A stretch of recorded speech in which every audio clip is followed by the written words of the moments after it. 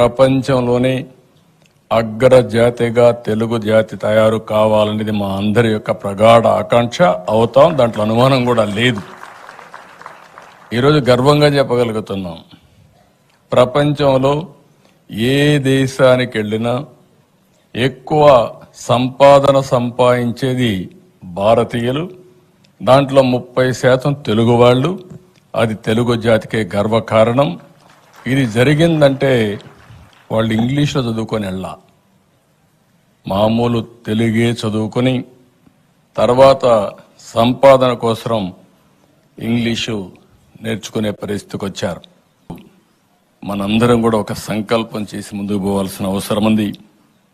అదే సంకల్పం 2047కి స్వర్ణ Andhra Pradesh vision document తయారు చేస్తున్నాం. ఈ రోజు ఉండే ఆదాయానికి ఆ రోజు ఉండే ఆదాయానికి చాలా వ్యత్యాసం వస్తుంది. నేను ప్రగాఢంగా నమ్ముతాను, ప్రపంచంలో ఎవరికంటే కూడా తెలుగు వారు ముందు భారతీయులు తక్కువ కాదు. 2047 ఆ సంవత్సరం మీరు చూస్తే 100 సంవత్సరాల స్వాతంత్ర దినం వచ్చిన సందర్భం.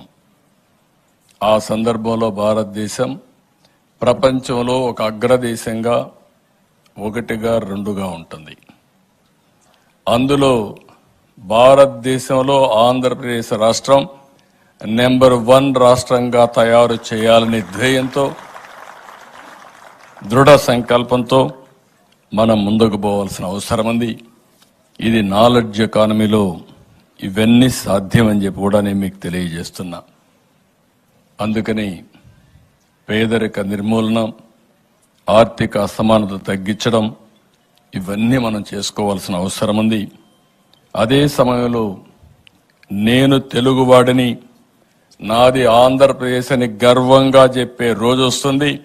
అందుకే అమరావతి మా రాజధానిని చెప్పాలనే ఉద్దేశంతోనే ప్రపంచం గర్వపడే విధంగా, రాబోయే తరాలకు కూడా ఆదర్శంగా ఉండే విధంగా మన రాజధాని కూడా వస్తుందని చెప్పి మీ అందరికీ నేను తెలియజేస్తున్నా. ఈరోజు ఎన్డీఏ ప్రభుత్వం ఆంధ్రప్రదేశ్లో రాష్ట్రాన్ని పునర్నిర్మాణం చేయనివే కాకుండా తెలుగు జాతికి పూర్వ వైభవం తీసుకొచ్చే విధంగా, తెలుగు జాతిని ముందుకు నడిపించే విధంగా తెలుగు భాషను కాపాడుకుంటామని చెప్పి మరొక్కసారి తెలియజేసుకుంటూ, ఎవరైతే భాష మీద అభిమానం ఉండే ప్రతి ఒక్క వ్యక్తి, మనకు వేరే ఆల్టర్నేటివ్ లేదు. ఈరోజు ఒక్కసారి భాషను మరిచిపోతే జాతి కనుమరుగైపోతుంది. ఈ విషయం మీరు గుర్తుపెట్టుకోవాలి. ఈరోజు మనం అందరం అమెరికాకు పోతున్నాం. అమెరికాకు పోయినప్పుడు అందరూ ఇంగ్లీష్లో మాట్లాడితే మీరు ఎక్కడి నుంచి వచ్చారో ఏ విధంగా గుర్తుపడతారని అడుగుతున్నా.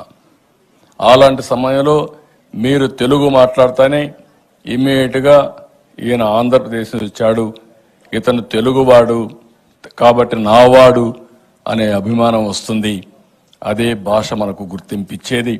ఆ భాషను ఏ విధంగా కూడా విధ్వంసానికి గురి కాకుండా కాపాడుకుంటూనే జాతి వైభవాన్ని ముందుకు తీసుకుపోవడం కోసం మనందరం కృషి చేయాలని చెప్పి కోరుకుంటూ, ఆ మంచి సందర్భంలోనే గిడుగు రామ్మూర్తి పంతులు గారిని మరొక్కసారి మనస్ఫూర్తిగా తలుచుకుంటూ ఘనమైన నివాళులర్పిస్తూ మీ అందరికీ నమస్కారాలు.